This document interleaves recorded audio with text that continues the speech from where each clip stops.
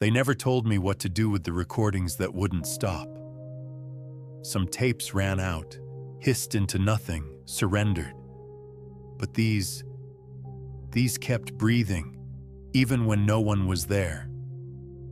It started without fanfare, just the usual hum in the room, the kind that lives under the skin until you stop pretending not to hear it. I was alone in the archive, the blinds drawn, the air stale with the scent of paper that had forgotten the hands that touched it. Each box was labeled by year, then case number.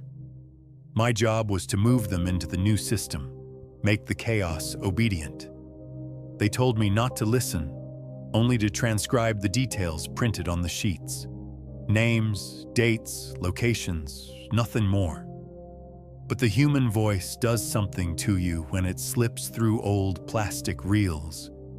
It makes you complicit, like you've opened a door you were told never to touch. The first voice was brittle, almost breaking under its own weight. He spoke slowly, as if the air in his lungs was rationed. A man describing an empty intersection, how every car that approached simply stopped, waited, then reversed out of sight. He said it happened 3 days in a row. He said no one else saw it. The laughter under his words didn't belong to him. I logged it, moved on, but something in the static felt like it was watching me. By the second week, the pattern shifted. The cases weren't ordered by severity or date. They were threaded. Each voice bled into the next, finishing the other's thought without knowing the other existed. A woman describing the smell of burnt hair in her kitchen at 2 a.m. picked up right where a boy's trembling account of waking in a different bedroom ended. The rooms they spoke of, the street corners, the floors, the colors of the walls, began to match. These were people from different years, different towns. The air in the archive felt heavier by then, like it had learned to listen back. My hands started shaking when I opened each next box. The third voice was not supposed to be there. It wasn't in the log. No name, no date. Just a strip of tape with the number 0 written in faded marker. I told myself I wouldn't press play, that I'd follow the rules, but my hands betrayed me. The reel spun, the hiss filled the room, and then my own breathing, the scrape of my chair, and my voice, low and deliberate, telling a story I had not yet lived. I turned it off, left early. The supervisor didn't ask questions, and I didn't offer answers, but I dreamt of it that night. Not the words, but the space they lived in. Narrow, with no windows, a single light. The smell of warm tape and dust. It felt like I had been there before, but never with my own eyes open. The next morning, I thought I'd imagined it. The mind makes strange knots when it's tired. But when I returned, the tape labeled 0 was gone. In its place was a different box, no markings. Inside, a photograph folded twice over. The corners cracked. A hallway with yellow walls, patterned carpet, half the frame swallowed by shadow. I knew this hallway. It was not from my life, but from the voices. Each one had walked it. I didn't tell anyone. Not when I found the second photograph. The same hallway, the same shadow, but closer. Not when the reel player began to whine when no tape was inside. Not when I realized the shadow was moving forward, inch by inch, each time I looked. The voices grew restless in those final weeks. Their stories stopped sounding like recollections and more like instructions. A woman described the exact dimensions of the room I worked in. A man whispered a sequence of numbers I later found carved into the underside of my desk. A child counted down from 12 but skipped 7 and 9, pausing between breaths as though waiting for me to answer. I started hearing them without the reels, in the stairwell, in the slow flicker of the fluorescent above my desk, in the hum of the archive's ventilation. It wasn't imagination. Imagination doesn't know your name. The first cliff came quietly, a tape from 1986, a fisherman describing a shadow moving against the current of the river. His voice slowed, stopped. The reel spun on in silence for 2 minutes before a different voice, mine again, said, "You'll hear this in 22 years. You won't believe it then either." I pulled the plug. The player kept spinning. I tried to lift it, but the metal was hot, almost too hot to touch. I didn't tell my supervisor. I just walked home, counting my own steps. At night, the numbers came back. 12, 10, 8, skipping 7 and 9 again. I didn't dream. The photographs remained on my kitchen table, the shadow now close enough that I could see the texture of its surface. Not fabric, not flesh, just absence. A shape where the light would not go. The second cliff didn't feel like a cliff at first. A young woman on tape, voice breaking, describing a noise in her apartment wall. She said it was speaking her thoughts before she could think them. She said she was recording to prove it. And then, in her own voice, a perfect repetition of the sentence she had just said, but faster, as though it had been ready for her. She screamed. I heard the scream echo through the ductwork of the archive before it happened on the tape. I locked the archive door that night, slept in my car. The air outside didn't feel safer. The third cliff was the one I can't shake. It was my own intake file. No one had ever recorded me, not officially. Yet here it was, a typed sheet detailing my incident, dated 10 years before I began working there. The address was one I had never lived at, but I recognized it. Another from the voices. The details matched things I had never done but could remember in perfect clarity. It was as if the memory had been waiting for me to read it before it could exist. That was when I stopped thinking about leaving. There was nowhere else to go. The voices weren't in the archive anymore. They were in the spaces between my steps, in the way strangers glanced at me like they had heard me before. I told myself I would destroy the files, burn the tapes, end it. But I knew, even then, that I wasn't here to end anything. I was here to finish it. The archive felt different once I stopped pretending I was a custodian and admitted I was part of the collection. The fluorescent light above my desk didn't hum anymore. It pulsed. Not in a way you could see, but in a way that made your blood feel timed. Every reel I touched seemed warmer than the last, as though the act of finding them woke something dormant. I tried to keep my hands steady when I worked. My supervisor had the kind of eyes that didn't blink enough. He never said much, but I began to wonder if he had been through this too. There was something in the way he watched me handle the tapes, like a teacher watching a child sound out words he already knew would change them. He never touched the machines himself. He only told me which boxes to bring up. Always the ones without catalog entries. Always the ones where the labels had peeled away.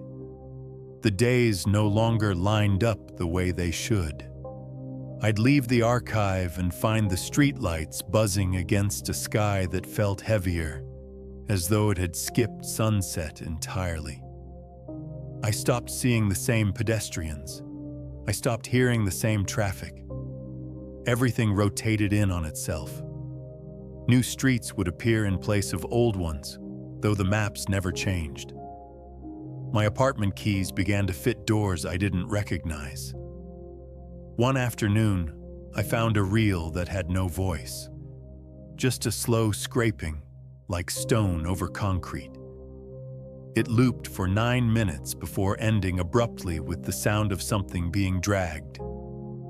Hours later, walking down the stairwell of my building, I heard the same scrape, the same pace, the same distance. I didn't turn around. There's a point where turning around feels like an answer you're not ready for. I kept the photographs in a locked drawer, but they didn't stay locked. A new one appeared one morning. The hallway again. The shadow again. But this time, the perspective had changed. The photograph was taken from lower, closer to the ground, as though the camera had been dropped. The shadow's edge had sharpened.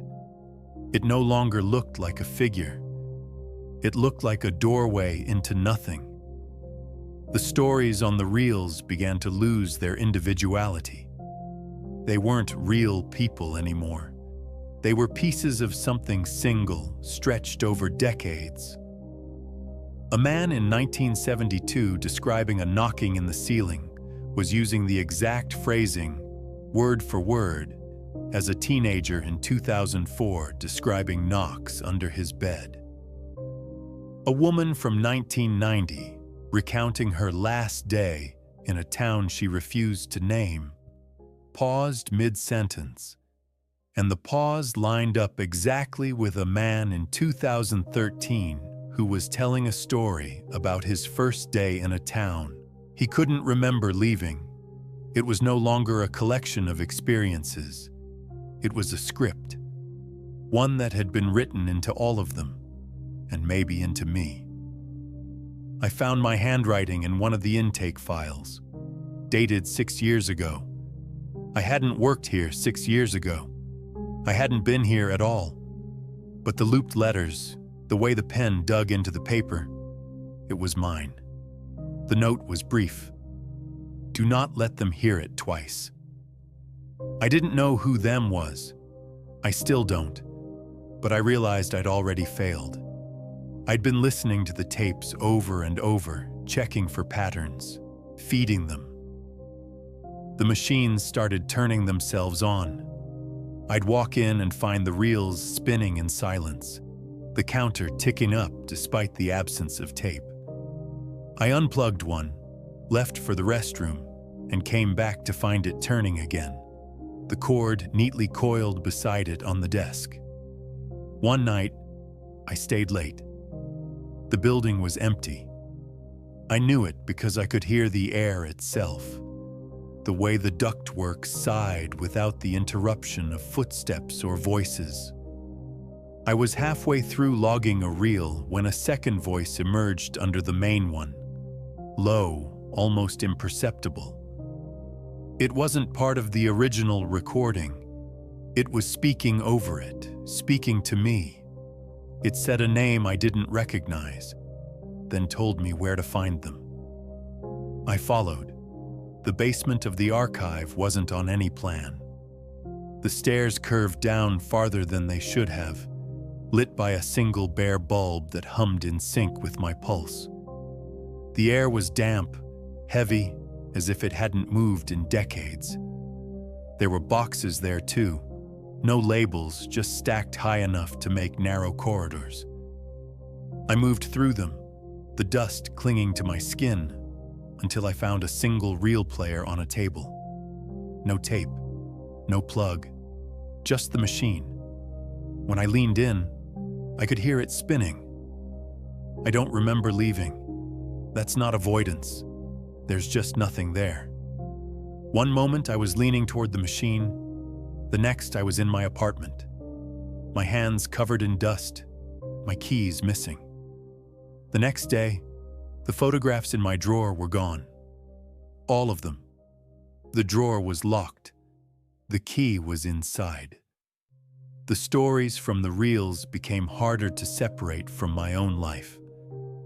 I'd hear someone describe the sound of water running through the walls, and I'd come home to find my sink dripping steadily, a rhythm that matched their voice. A man described the sensation of being followed through a grocery store, and I'd turn to see the same face from aisle to aisle, the same shopping basket, the same unblinking eyes. I stopped writing the details down. Writing them made them stay. The supervisor finally spoke to me about it. He said only one thing: when they start telling you the ending, you've gone too far. I didn't know what ending meant, not then. But the next reel I played, I understood.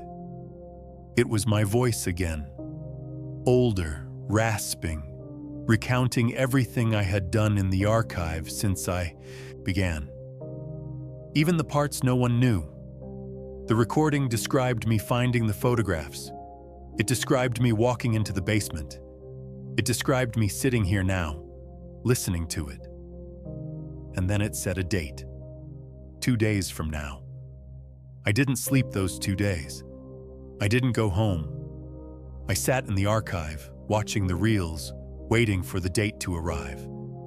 I thought I could intercept it, stop it from happening. But when the day came, nothing did. At least not in the way I expected. That night, I checked the drawers again. A new photograph, the hallway, the shadow, but now the perspective was from behind it. I was in the frame, sitting at my desk, the reel player spinning in front of me. I stared at that photograph for a long time, trying to decide which part was worse, that someone had been in the room with me to take it, or that the shadow was still there even from behind. It had depth now, a grain like the inside of a wall. It wasn't moving toward me anymore. It was waiting. I stopped trying to understand the chronology. Time here didn't work like it should. Some reels had dates that hadn't happened yet. Others were labeled decades old, but described events from last week. I would hear my own voice on multiple tapes, each one older, each one carrying more fatigue, as if I'd been living inside this building for far longer than I knew. The reels began arriving without boxes, just laid neatly on my desk when I unlocked the door each morning. No fingerprints but mine. No sign the lock had been touched. They always began in the middle of a sentence. A woman whispering, "You were there too." A man saying, "Stop telling it." A child, laughing, saying my name. The supervisor stopped coming in. His office was locked, blinds drawn. I knocked one morning, but the sound though came back wasn't an echo. It was another knock, slightly delayed, from inside the archive itself. I went back to my desk, played the nearest tape, and heard the same knock there too. One afternoon, I made the mistake of trying to destroy one. I cut the reel apart with scissors, the tape curling and falling to the floor like dried ribbons. When I looked back at the player, the reel was whole again, spinning. The tape on the floor had turned blank, not empty, blank, like the material had been replaced by something that wasn't magnetic anymore. When I touched it, it was warm. The hallway from the photographs began appearing in the stories more often. A man described it in the past tense, saying he'd walked it only once, but that it had taken hours to reach the end. A woman said she'd been there her whole life without realizing it. One voice, too distorted to place, said the hallway wasn't a place but a way, that it existed between what you told and what you didn't. I stopped eating at regular times. I couldn't tell if it was night or day without leaving the building, and leaving felt pointless. The street outside didn't look like the same street anymore. The lampposts were taller. The intersections angled differently. The people didn't look at me as if I belonged there, so I stayed. One reel stood out. It was quiet for the first 5 minutes, the kind of quiet that has weight to it. Then came a sound I recognized. The scrape from the basement, the dragging, the slow pull of something across the floor. But this time, I could hear my own breathing layered over it. I could hear the subtle click of the archive door unlocking. I could hear the chair at my desk roll slightly back. And then, so faint it could have been imagined, my own voice. "Don't turn around." I didn't. Not while it played. Not when it ended. Not for hours. When I finally did, the photographs were back on my desk. All of them. Spread out in perfect order, the shadow progressing toward me frame by frame. In the last one, it was no longer a shadow. It was a gap, a cut in the world. Through it, I could see the hallway, endless, lit by that same dim yellow. There were no photographs of what came after. I understood then what the supervisor had meant about the ending. It wasn't a story's conclusion. It was the point where you became part of the archive. When your experience stopped belonging to you and started belonging to the real. I put the photographs away. I sat at the player. I pressed record. The words came without me thinking them. A slow recounting of the first day I'd arrived, then the second, then all the days after. The events played out in order even though I'd lived them out of order. My voice described finding the photographs before I'd found them. It described hearing my voice on a reel before it had happened. The tape kept spinning and my voice kept talking, but I realized my mouth was closed. That's when I looked down. The reel wasn't recording. It was playing. The last thing I heard on it was my own voice saying, "It's not your story anymore. I'm still here. The days have stopped feeling separate. The tapes arrive, I listen, I log them. Sometimes they're mine, sometimes they're not. But the difference matters less and less. The voices aren't strangers now. They're threads in the same fabric, and I've stopped wondering where mine begins. The hallway is closer. I can feel it at the edge of the room. Not physically. It's not about distance. It's about readiness. I know that when I walk through it, there will be no reels left to log, no supervisor, no need for a desk. Just the hum, and the endless yellow, and the shadow that isn't a shadow. I keep telling myself I'll stop before that happens, that I'll walk out into the street and disappear into a place where no one knows my name. But I think the tapes will find me anyway. They always have. I can hear one playing now, somewhere behind me. It's my voice again. And it's describing this moment. The worst part isn't knowing how it ends. The worst part is knowing it already has.